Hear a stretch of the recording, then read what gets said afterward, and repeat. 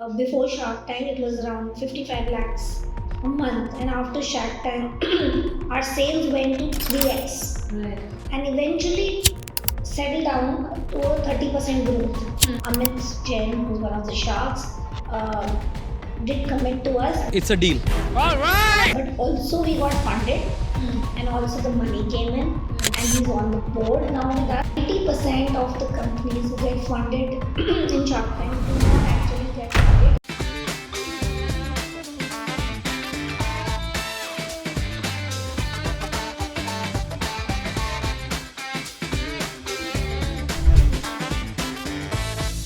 Hello and welcome everyone. Welcome to the Pod of Dolphins. Yet another new podcast for all of your listeners with a successful entrepreneur with us today, Geetika, the MOPP founder. Geetika Gupta has a mouth-watering journey for sure with us. So Geetika, I have an experience of about a decade with the FMCG industry in terms of working for their digital marketing. So it's Ashmita Dhingra, the host for today, and we have Geetika, the MOPP founder. Famous saying says Punjabis love their pakoras and parathas for sure. But having this on our table and having the co-founder and the founder actually here, I'm really intrigued in asking you that if you could just give us a glimpse about your journey of how this actually happened. First of all, thank you so much, Ashmita, for Pleasure. inviting me here and giving me this opportunity to talk about my mouth-watering journey. So it is, a story, but maybe it's actually a true story. So we lived in Dubai, and we moved to India in 2016, and we were part of the F&B industry only in India. I wanted my son, who's born and brought up there, to try some authentic parathas and pakoras. Okay. So I told him, "Chalo, let's order. Aaj hum order karte hain." And actually, when I tried ordering, I did not find a single organized, hygienic brand delivering some nice parathas and pakoras to my doorstep. And we were coming where online food delivery was picking up at that time. And I wondered why, because India's staple diet is parathas and pakoras. Everybody, whether it's North India, South India, West India, True. East India, Central India, True. they love this product. Right. So obviously, then because of my background and because I was already a part of the F&B industry, I wanted to understand that what are the pain points, that why nobody has ventured. Right. And there are unicorns sitting in this category, in this sector, in this F&B market, then why nobody has captured this opportunity? So then I realized that parathas and pakoras are not considered to be a delivery-friendly product. And go back to our childhood, I would tell my mother, don't pack pakoras for me for school, because by the time I eat it at lunchtime, it's all kach-kach and soggy and oily. And then I was like, yeah, so it's not a delivery-friendly product. And then it's, what are the menu options? Aloo paratha, anda paratha, gobi paratha, that's it. It stops after that. What is the packaging? Newspaper packing. And the thali kind of packing. I said that is why it is not very hygienic or organized to deliver at the home delivery segment. So I started working on the solution alongside whatever I was doing.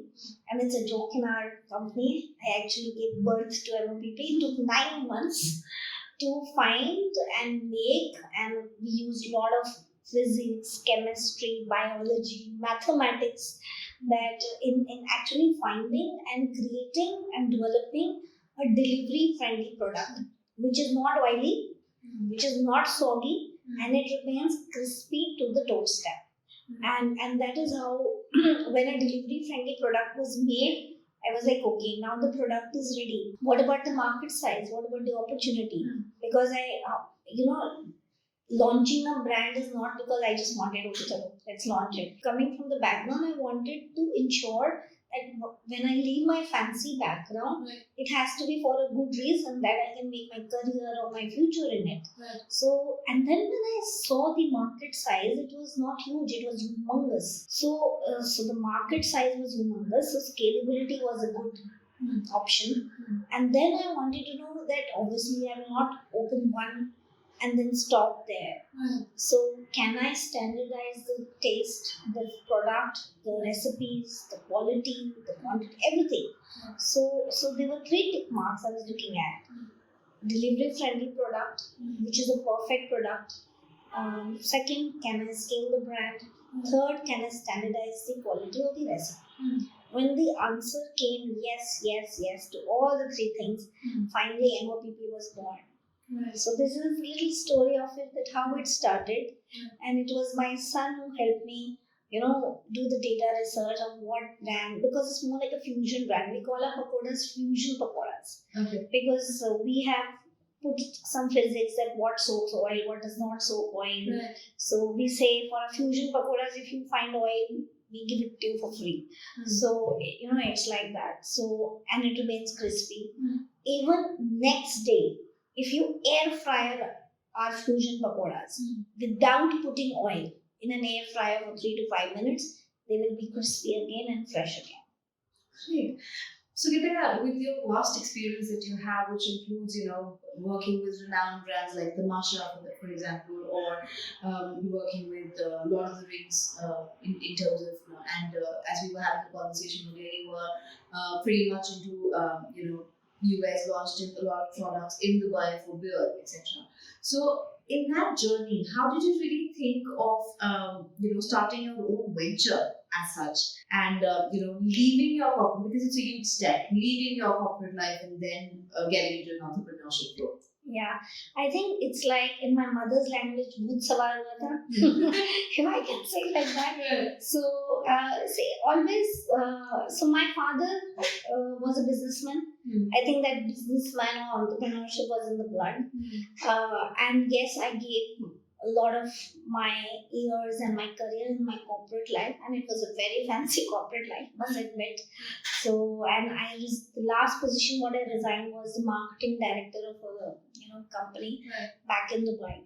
So definitely it takes that plunge or first step to be an entrepreneur. But trust me, I always motivate people. I go and take a lot of sessions for the young generation also in different colleges.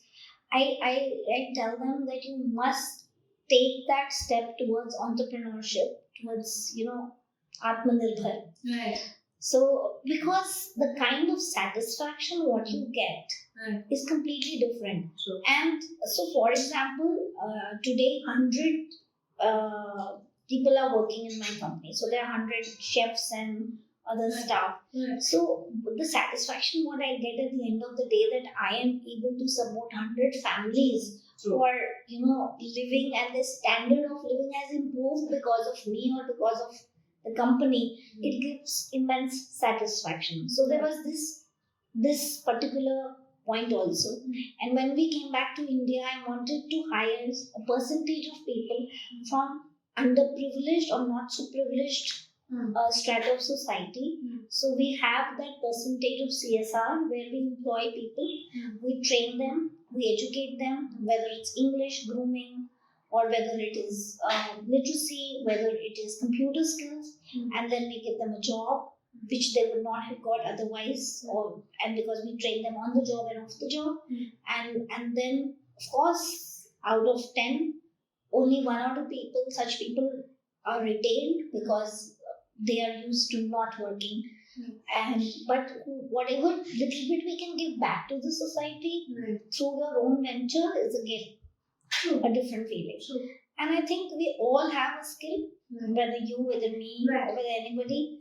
We all have to find that skill. We have so I have a quote usually I say in my conversations like this, that we all have a light or spark or skill. And we need to find it out and light it and brighten the world around us. Perfect. Geetika, I'm sure there are a lot of hurdles that we, face on a day-to-day life when it comes to, as you mentioned, that there are a lot of people who are attached to the brand, right? And ये भूत हमारे लिए तो ठीक है, you do something great for yourself, and as an entrepreneur, everybody somewhere or the other today does have that, leave the corporate life. Let's just do something of our own. But it takes a lot of guts to do a startup, And when you say startup, तो ऐसा नहीं होता कि आज किसी भी चीज के प्रोडक्ट पे कोई भी प्रोडक्ट पे कर लेते हैं, I'm sure there is a strategy, there is an Absolutely, implementation, there is a process that you define. So I'm sure there are a lot of hurdles also that you would have faced during the journey, or before you actually thought to start about it. So what were the kind of hurdles that you faced? So before I talk about the hurdles, I just want to say one thing, that at least I have a rule. I never take a decision just because you like it or I like it, or because my son likes it, or because my husband likes it, or because my friend likes it. Right. All the decisions in the company are being taken based on data. So Right. all the decisions are data driven. Right. So for example, if we have this box, how many holes are there? And so for example, in paratha, usually the packaging is,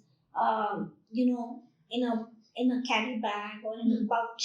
But our parathas are like in a pizza box. Right. In a pizza box, there are 4 holes. Right. But so for example, it will not be a decision. So creating this box was a hurdle, for example, that how to keep my product fresh. So pakoras so crispy रहते हैं. Parathas are neither crispy neither soft. They have to be just fresh. Right. How to keep my paratha fresh? Because parathas ke sath the word is not crispy. Correct. Parathas ke sath the word is fresh. Right. And pakoras ke sath the word is crispy. Right. So we had to define 2 holes, Right. then C, Right. then 4, then what angle, how much moisture has to be Correct. kept in the box, how much moisture should be absorbed or Right. released. There are hundreds of things which can change the freshness of the product, or the feel of the product, or the taste of the product, or the texture of the product. Right. So every decision in my field, or when I take it based on data. I don't take it because I like it. So when there are hurdles, if you go back to some data, if you try and do some R&D, if you try to brainstorm, you will definitely find solutions. Right. So obviously, finding the right suppliers. Right. Supply chain management in a cloud kitchen or in a QSR is a nightmare, because you want to deliver the same standardized quality to the Right. consumer, Right. but you don't get the same standardized supplies Correct. quality, which is Correct. high in quality. So when suppliers don't want to deal with women, there are certain hurdles which are because I'm a woman and this particular field is dominated by men. Right. So there are obviously many such challenges, but you have to be headstrong. And then I had to tell the supplier, see, you have to deal with me only. So there is nobody else who's gonna come Correct. today and deal with you. Correct. And then finding the right suppliers.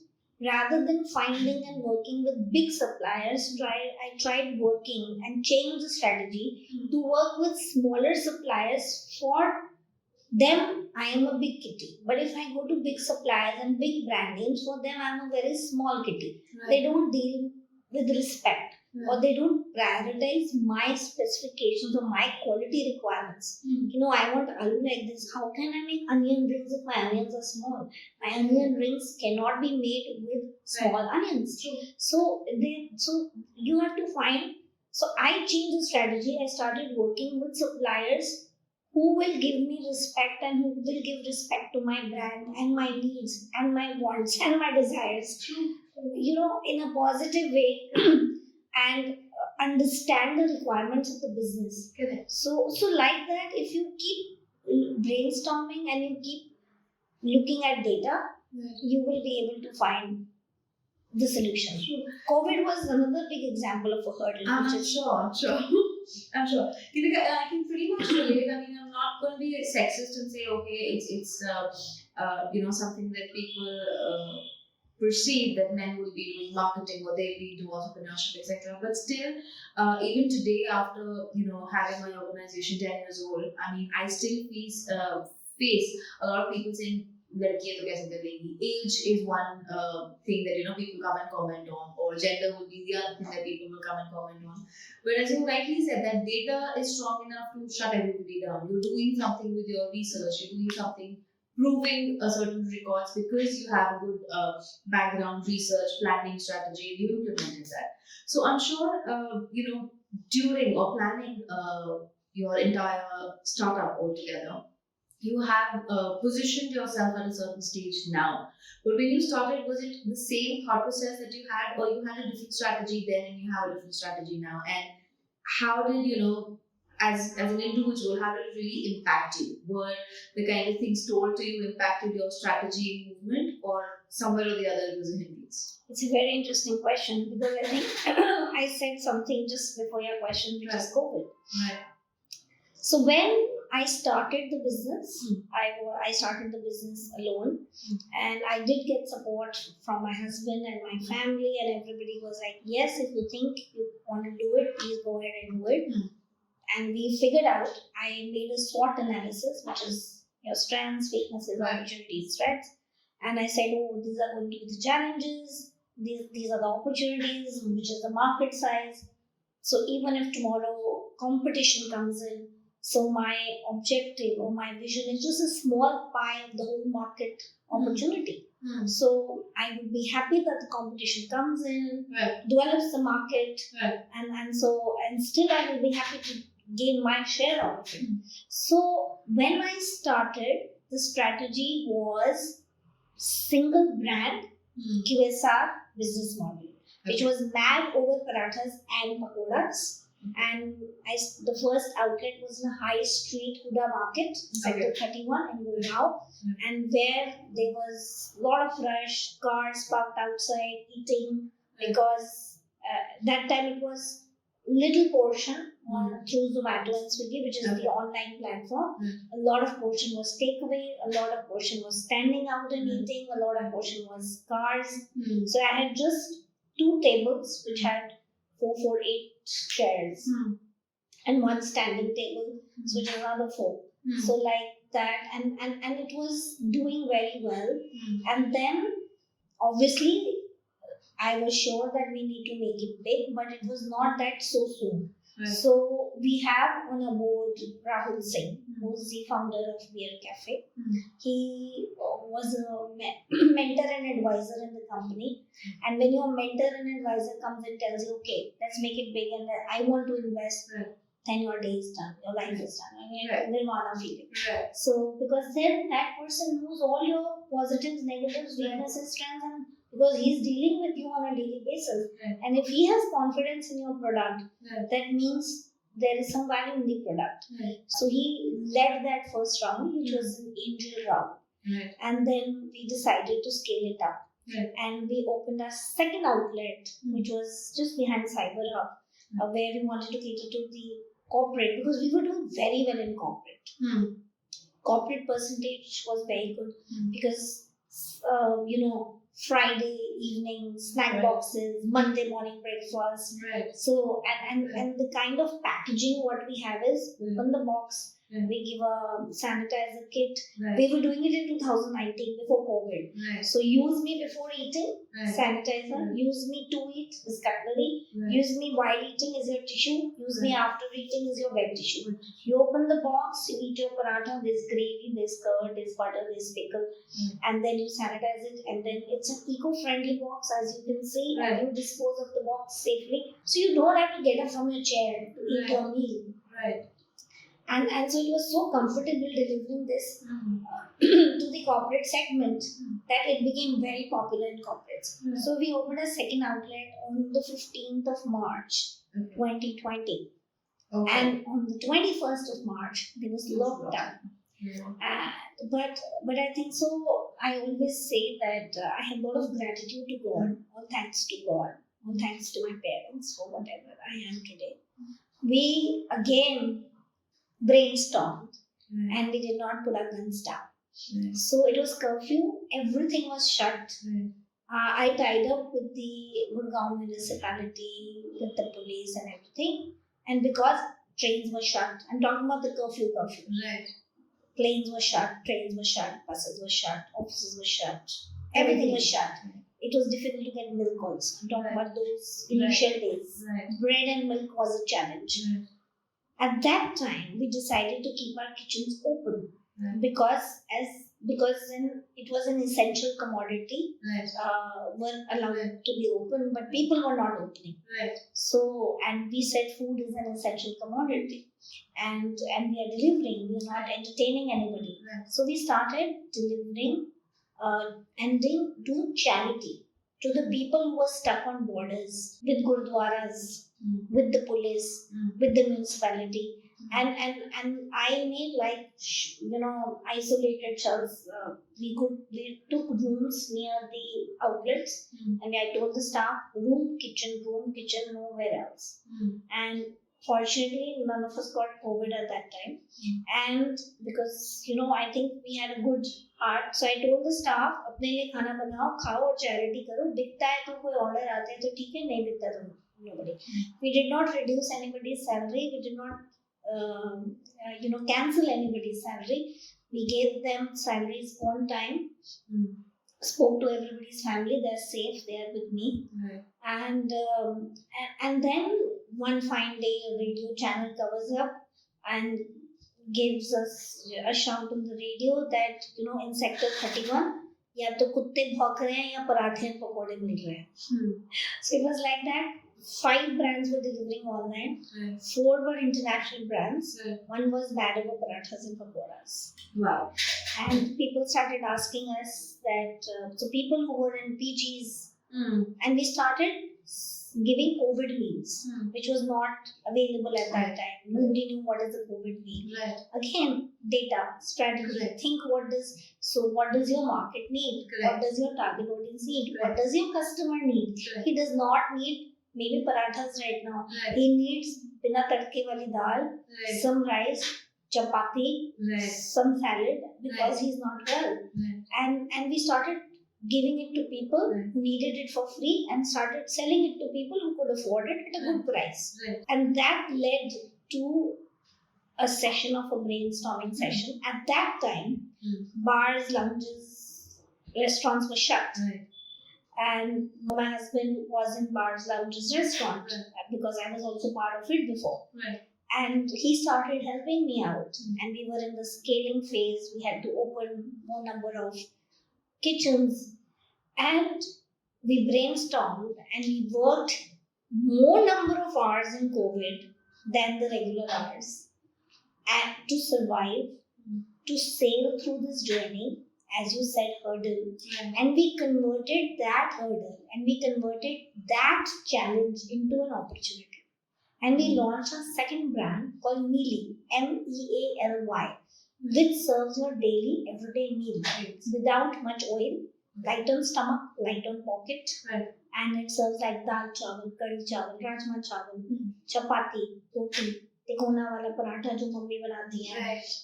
You don't get butter naan or lacha paratha there. You get bharta bhindi, whatever you want at home. So it's like meal, it's home, like a homemade meal, which we have a subscription model which you can subscribe to and make it like we have customers. We supply everyday breakfast to them, everyday lunch to them, and everyday dinner for them. And every day it's different. Every meal is different.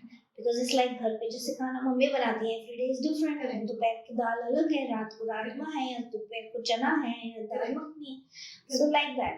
So and then my husband also joined in. He saw the opportunity because at that time we again by 2021 because we grew because the only one of the badly hurt industry was F&B in COVID. And we converted the challenge into opportunity. We went down, of course, initially, but we grew in COVID after launching Mealy. And at that time, we again got funded in 2021 through Indian Accelerator. And that time, my husband joined in because there was an opportunity to make this biggest over a period of time. And of course, his inputs were, not comparable to any other inputs. And we realized that his coming into the business because he's done his BTech, MTech from IIT Bombay. He's done his MBA from Strathclyde. He also has the F&B background.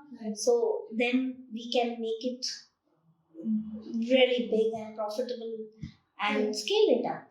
So, and he joined in, we got funded. And we launched our third brand, which is Sassy Indian. So second brand was your daily, everyday meal, which is, you can order every day. Third is more like North Indian food, like kebabs and curries, because anyways we were making the curries, dal, rajma. So we thought we can make a fancier version as well that is without, it's less oil, this is with butter. So the variation is easy to make. And recently we launched our fourth brand, again defining the target audience completely different, which is Yum Biryani Bowls. So those are biryani bowls, not in a handi or not in a matka. It is again upgrading the biryani from the street market to an organized hygienic segment. So I'm not competing with some popular brands there. My target audience is, suppose we are sitting, you want a veg biryani, I want a chicken biryani, somebody else is with us, he wants a paneer biryani, and then if you order in a kilo or larger portions, we have to share or give it to somebody to eat. So again, this target audience is the mass target audience, which is the middle, where we all have our own bowl, which is like a bento bowl or something, and I eat my chicken biryani, which is good for me. So I can choose my size, which is a smaller size. You can take a medium size, a single meal serves. You can also have larger portions when you want to share. But we are really selling very good numbers within 1 month or after launch. Customize your biryani or make your own biryani. Where you choose whether you want Hyderabadi, Lucknowi, you want egg, you don't want egg, you want chicken, you want a veg, you want a smaller portion size as per your requirement, you want a medium portion size, or you want a larger portion size. So it is a different target audience. So the price is not very expensive and it's not very cheap. It's like your daily meal. So biryani is perceived to be luxurious, experiential. We are trying to change it to make like, जैसे दाल चावल खाते हो यार बिरयानी खा लो, it's a quick meal at office, have biryani and run to your meeting. So we are trying to change it from a luxurious experience or experiential meal to your daily meal. So that market is also available. So again, it's all data. So what we have learned is that if whenever there's a hurdle, whenever there's a challenge, you brainstorm, look at the data, look at what your customer wants, look at your target audience, do your target audience profiling, look at the feedback of the consumer. If required, spend money to do R&D, which I did. So did focus group interviews. You can buy data of the consumers, what is happening in the market. You can do your own research as well. And then based on data, and be headstrong, don't give up, and then convert that challenge or hurdle into an opportunity. So today we have 4 brands. We have 5 kitchens, which is 20 listings all across Delhi NCR. We're opening a new kitchen in Faridabad next month and launching all the 4 brands there. So it is like, honestly, before Shark Tank, we were 55 lakhs per month. After Shark Tank, we were 85-90 lakhs a month. So, the journey has been really positive, blessed, full gratitude to God, and all thanks to God. So this is, again, I would say, take data-driven decisions. So Geetika, I think talking to you, I understand that you've actually broken a lot of myths. People say, घर के खाने पे पैसे कौन खर्चेगा, या लड़के अकेले कैसे काम कर देगी, stuff like that. So you've broken a lot of myths, I believe, and I think kudos to you and the entire team for making this venture such a success. And honestly, in such a short period of time. I mean, you've launched 4 different entities altogether in a very short period of time. From the learnings of one to the other, and now, the 4th one is also growing, flourishing. Yeah, sorry, I forgot to add, because you said what you were. So we changed from a single brand to a business model to a multi-brand cloud kitchen model. So which was, the last, the most important part, that how we changed the brand. I won't use the word pivot, honestly, but yes, COVID did make us think, rethink, re-strategize. Right. and it's always good to re-strategize at the right moment rather than shutting it down. Right. So, and it has worked good for us. Right. I'm happy. And I'm sure the blessings that you got from your own team and people around has also worked wonders, because at that point of time there was nobody as a helping hand. There was nobody who actually retained teams or people around. That is also something at the end of the day, goodness does get well. Does make difference. Absolutely. I believe in that. Absolutely. So, post so many rounds of funding, why did you actually choose a platform like Shark Tank to go across in venture? Because I'm sure you were doing pretty well before entering that. You had great mentors to guide you. You had great support system in terms of finances from the kind of fundings that you got and growing. Then why did you choose a platform like that? Shark Tank is a very genuine platform for marketing. And it is brilliant if you get funded eventually. Money is always good. Right. So, and it's good to get the money from the right sources. There's always good money and bad money. I think Shark Tank is good money. And I went with an approach कि पैसा मिले ना मैंने marketing अच्छी हो जाएगी, and which is what happened. And I was saying, as I said, that 35, it was before Shark Tank, it was around 55 lakhs a month, and after Shark Tank, our sales went to 3x, Right. and eventually settled down to a 30% growth, which is not bad. Suddenly you get 30% growth, after a particular episode. 90% of the companies who get funded in Shark Tank do not actually get funded if their DD, which is due diligence, is not clear. Okay. But because we were sure that we want, and we have been, that we need to scale it up, we need to standardize, our vision is to open 100 kitchens over the next 3 to 5 years. Wow. So, since day one, we are running this business as a corporate, not like a dhaba. So, our accounts are outsourced, HR is outsourced, our legal compliance, all paperwork, finance, everything is very organized since day one. So if you want the books are neat and clean since day one. So fortunately, Amit Jain, who's one of the sharks, did commit to us, but also we got funded, and also the money came in, and he's on the board now with us. So you got a great shark, marketing, branding, everything sorted. Perfect. So when it comes to products, Geetika, what are the kind of innovations you guys are thinking in terms of future? Because I think obviously with the growing sector and segment of people consuming products, how do you really innovate more products for the coming future? I think this is again data. I'm so sorry, I'm just obsessed with data. See, when F&B is a very, very complicated market. It's not as simple as we think of, because the consumer demands keep changing, the consumer needs keep changing. Absolutely. For example, earlier we were very comfortable eating out in fancy restaurants.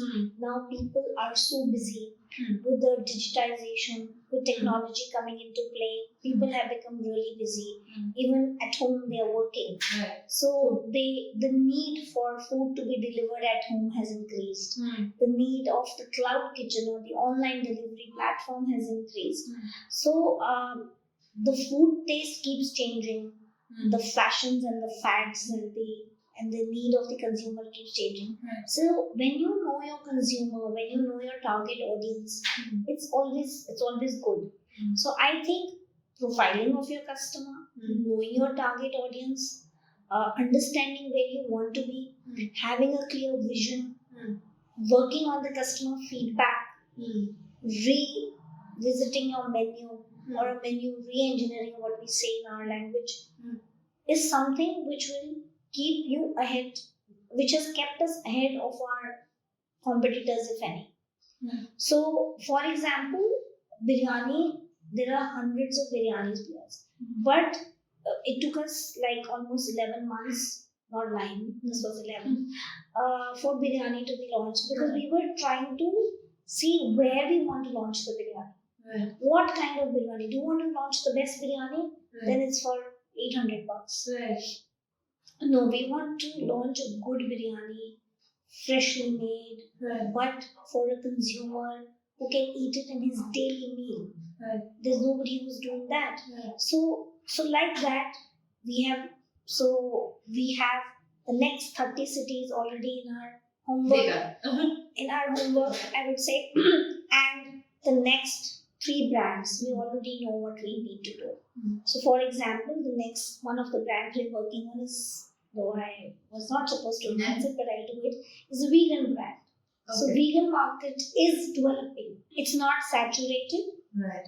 It is developing. It's in True. the growth stage. True. Like you have developing countries. Right. So we have already started working, but of course, the ingredients to make vegan food is very expensive right now. It will become cheaper. Like for example, gluten-free bread was very expensive 5 years ago, but today it's affordable. Right. So like that, vegan is very expensive right now, but it will be affordable. Right. So we have already started working on a vegan brand. So as I said, we moved from a single brand QSR to a multi-brand cloud kitchen business model. So our vision is to have at least 10 brands, and we've done 4, so we need 6 more. But we not going. So every year our strategy is to launch at least 1 brand. So by the end of the year, last year we launched biryani, and now this year we will launch 1 more brand, and we will open 1 more, 2 more, depending on the bandwidth, the kitchens. So we are trying to expand horizontally, we are trying to expand vertically. So more vertically means you're increasing more number of kitchens. Horizontally means you're opening more number of brands. You're launching more number of brands. So if you know your target audience and understand what the market needs, where the saturation is where the saturation is not there, then of course you will be able to understand that how to cater to the changing trends of the market and be ahead of everyone else. So, Geetika, I'm excited about to reveal about your new brand also, which is in terms of the vegans. I have a lot of friends when we have our get-togethers. It's very difficult to suit everybody's taste. And being a Punjabi myself, we have a very limited kind of meals where people indulge into. So vegan is one part, or a couple of friends who are following that kind of a diet. It's very difficult for them to choose which is the brand which is good for them to consume and affordable. Of course, where you mentioned, there are a lot of brands which are there specifically for this genre of food. But again, they are a little expensive. So a pocket-friendly brand for sure will be something that they also will be looking forward to. Don't worry, we are trying to make vegan parathas and vegan pakoras. Great. So that's great. So, Geetika, I mean, how good or bad were these, platforms like a Swiggy, Zomato for you? If they weren't there, where do you think Madhava Parathas or all the other brands would have been if we do not have these convenient services with us? Everybody has their goods and bads. I think Zomato and Swiggy are great platforms to work with. Of course, there are challenges because the commissions are high. Of course, there are challenges. They don't share the data of the customer with us. We never get to know the customer. So that's a hindrance. But at the same time, if you look at the ecosystem of online food delivery that is created by Zomato and Swiggy, this whole ecosystem or the online food delivery brands which are just coming up, every day, every year, could not happen because of them. So let's try to look at the brighter side. So fortunately, we have very good relationships with Zomato and Swiggy. So, and we work with them very closely. They have helped us. The only marketing, what we do is a little bit of social media marketing or some influencer marketing, but the only marketing what we actually do is with Zomato and Swiggy. And our customer retention rate is about 60%, which is thanks to God. All thanks to God, then it should remain 60% minimum. And that's the highest, I think, in the FMCG sector. Yeah, it is. It is one of the highest. So it is all, I think so, and our budgets go with Zomato and Swiggy only for marketing. We don't do any other marketing. So I think the whole ecosystem of the online food delivery has been developed and supported by Zomato and Swiggy, and we're quite happy to work with them and grow further. It's like a win-win situation. They grow, we grow, we grow, they grow. So, Geetika, just as a marketer, I have a quick question then. Do you really think that is it the influencer marketing that is working for you, or is it the kind of great reviews because of the product that you have that is working wonders to getting more clientele for you? I think it's the product. Yeah? Yeah, very clear. Yes. Yeah. Okay, so because there is a lot of, I as a marketer term it as a myth that influencer marketing changed the product world for you. And personally, being a marketer myself, I totally think that today consumers are that naive that they don't really understand that at the end of the day, we're paying an influencer for a particular product. For example, 80% of the market is paying influencers to market a particular product and assuming that that will give a hitch to their product in a higher range. But at the end of the day, it's the product that matters. So I absolutely think it is breaking the myth that it is a product that has to be the Because see, first of all, this influencer marketing is not very influential in F&B, in food. Right. Because in food, somebody will eat your food once and then Correct. decide they want to eat it again or not. Correct. In maybe like cosmetics, Right. they keep trying it Right. because they think it will work. Right. But I think there is now it's a dearth as well. I mean, influencer marketing, because I think the consumers have now become pretty intelligent that what is good. Consumer is educated. Consumer is very educated. I think consumer today is more research driven than we as marketers or we as entrepreneurs Absolutely. are, because they know. I mean, even if it is cosmetic, if there are things that do not suit your skin type, they will not buy it. I mean, how much ever the biggest influencer is doing, even a celebrity for that matter is doing. If I don't like a product, I will not buy it. Absolutely. So Consumer says Google Babu ki jai. Exactly. That's true. So Geetika, where do you really think that marketing has been your strong forte and you've reached into heights in that? So how do you really think that knowledge with working with a lot of brands that you have globally has helped you to shape the strategy along with the data that you acquired from your research has helped you to scale in a shorter time? How do you really think this has helped you grow multifold as a marketing professional? I think again, know your target audience. See, for example, I could have launched Mad Over Parathas and Pakoras or at a different AOV for a different target audience. As long as you decide your target audience, decide your price points, profile your customers well, work on the customer feedback. So if we get I don't sleep without reading everyday's complaints. And food is such a mild type of choice that you cannot satisfy everybody. Right. So for example, I am finding this brown or very pleasing and very positive. Somebody will say, why are you wearing such a dull color? Right. So it's like color. Correct. You might like it, the other person might not like it. So it's food like I like it and you don't like it. Correct. So if suppose I get one or two complaints for the same thing, I have to force myself to ignore it because 9 other people are liking it. Right. But if suppose I get a complaint for the same thing which is 3 and 7 are liking it and 3 are not liking it, I have to revisit. I order the same dish again.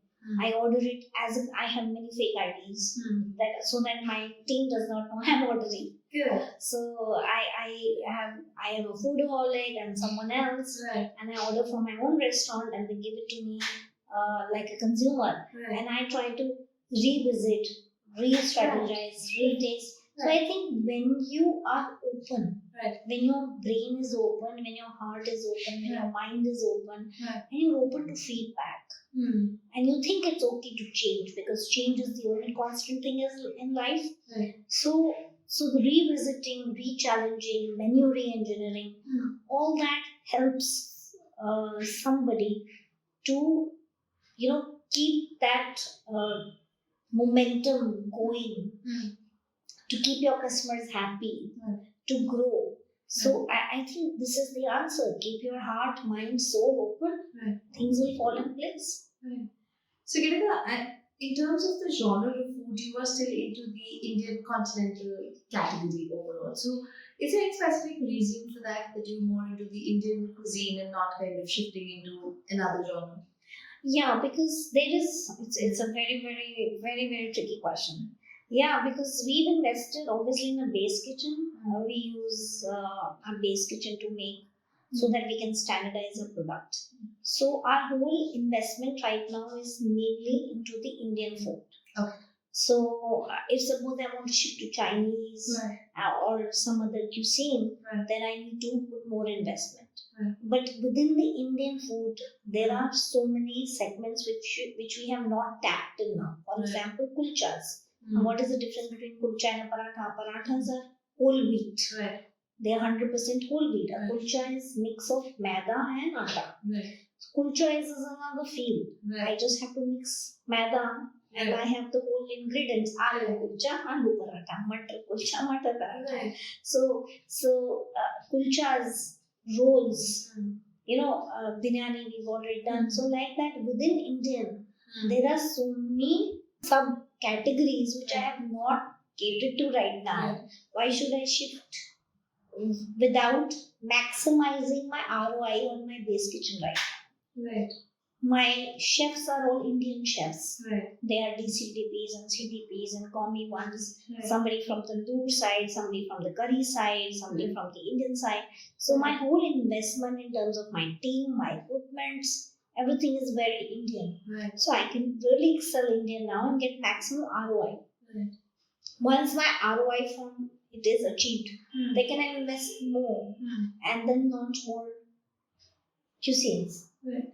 So, Geetika, was there any specific reason to kind of launch in India and not thinking of anywhere else, because you were working globally, as I understand? So, any specific reason to launch in India and not elsewhere? I think there are many reasons, not one. So let me start with to share a few. That India's staple diet is parathas and pakoras. Right. And fortunately, at that time, we were already in India Right. for good. Right. So at that time, when you're already in a country, Right. then you don't think of going to another country. Right. We already came back from the country. Right. And secondly, the market size in India is Right. one of the highest. But at the same time, as part of our future plans, we have plans to launch our brands, especially in countries or cities where there's large Indian diaspora. Right. For example, Singapore, Dubai, Right. and other London, Right. where there's a huge demand for our products. Right. We will be also entering into the retail segment where we'll have frozen, like in Dubai. I used to eat a frozen methi paratha on my Friday chutti Right. holiday because you don't want to cook on your holiday. Right. Yeah. So and you don't get such yummy parathas and pakoras in Dubai on a daily basis. Right. So we used to buy some, like you have chicken nuggets, veg nuggets, some frozen. Those Right. are also frozen pakoras only. Right. So like that, and then you have those ready to eat dal chawal, Mm. rajma chawal. So we would eventually get into the retail segment where we'll have mealies, dal chawal, rajma chawal, or mad over parathas and pakoras, frozen versions, and export to the market outside. But that is once we have achieved the goal what we want to achieve in India. Right. So it's step by step, one step at a time. So start with the nation first. Start with the nation first. And then plus we have the CSR angle, we have so many other angles Right. to be in India. Right. Perfect.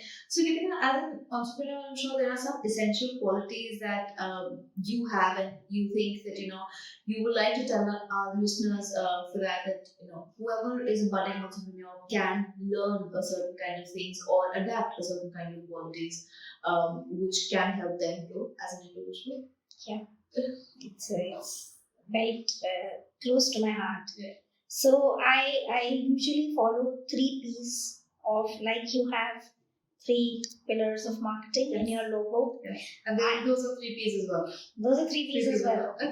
I have my personal 3 P's for my own self, which has helped me reach here, which has helped me achieve whatever I've achieved, and I'm sure they will help me achieve whatever I want to achieve in future. So I just need to stay strong. So my first thing which I use in my daily life, and I keep pushing myself to ensure that I use these 3 P's out of that. The first is passion. I'm a very passionate person, Ashmita. So whether it comes to, I'm a passionate, I want to be, if I was an employee, a passionate employee. If passionate daughter, I want to be the best in whatever I want to do. So I usually, strive for excellence, but settle for nothing less than perfection. So I want to be the best mother, I want to be the best wife. So passion plays an important role. So I think if you do anything with passion, you will do it really good. Because then you're not doing it because you have to do it. Right. Because then you will do it because you feel to do Right. it. Because you want to do it. Right. So passion. So if I suggest to people, if you can convert your passion into your career, Right. you're sorted. You're Right. sorted forever. Right. So please follow your passion. Right. That's my first thing. I follow my passion. Right. And I try to fit my passion in every role of my life. So one is the first piece, passion. The second is perseverance. I think the generation today does not have patience and perseverance. So I'm going to cover these two together. There's a difference between the two. Patience, everybody wants things to happen overnight. Oh, today I've started the business, tomorrow I'll make money, and third day I'll make profits. And so it does not happen. It's a real world. There will be weaknesses, there will be challenges, there will be hurdles. Everything will happen. But you need to be patient. You need to take a deep breath. You need to be strong. Keep your foot down and say, yes, I will keep doing it. COVID could have just blew me away, and I was like, everybody shut. I was the only one who was open because I tried to have patience that this will help. Let's try. So the let's try is perseverance. So there's a famous dialogue in a Hindi movie. जीत अक्सर उन लोगों की होती है जो हार को टालते रहते हैं. I really believe in this. जीत अक्सर उन लोगों की होती है जो हार को टालते रहते हैं. Don't accept failure. Don't give up. Try. So the second P is perseverance. That don't accept failure. Try. Third is patience. If you do it with patience and you try it and you have passion, you will win. Geetika, you summed it for Digifish also. That's what we three have. That's perseverance, passion, and majorly performance as well. But those are our three P's as well. So thank you so much. And it's exactly the same way that we put it. So Absolutely. that is so what I think it's a win-win for everybody. Yes. So everybody should, if they actually follow it na, कहते हैं दिल से, I'm sure success is there for all of us. For all of us. I think that's what where you were asking us initially also what those three is. I didn't know that. Yeah, so that is what it is for. And thank you so much for elaboratively telling that, because I do that most of the time. So it was great that somebody else also having the same kind of thing in a fellow marketer for that matter. So it's absolutely a great pleasure somebody else telling about those You three made my things. day. Yes. And I think you made mine, because that's what when we started our organization, that's what we believed in, that if you are passionate about something, and if you do it well, you do it with perseverance, there is something that the performance will always be high. You will achieve what you want to achieve at the end of the day. Absolutely. So, and that's what we kind of keep imbibing in our fellow team members as well. So thank you so much, Thank you so Geetika. much. It was an absolute pleasure. Before we wrap up, if there is any insight that you would like to give us, I'm sure there are a lot of reveals that we've had today from MOPP today in terms of the new launch, in terms of them going global. But if there's anything that you really think that can be along with the three P's, can be a key mantra for people why they should increase their consumption of products from Geetika. Having that flavorsome meal, of course, there is a secret recipe that goes across in every meal that you cater. But why should they get to Geetika and nobody else for that matter? Because we make our food with love. हम प्यार का तड़का लगाते हैं. Perfect. So I think from Geetika and me, with love to everybody who's listening to the podcast, it was an amazing session. Thank you so much. Thank you so much. Thank you. God bless. Have a lovely day. Thank you. Thanks so much.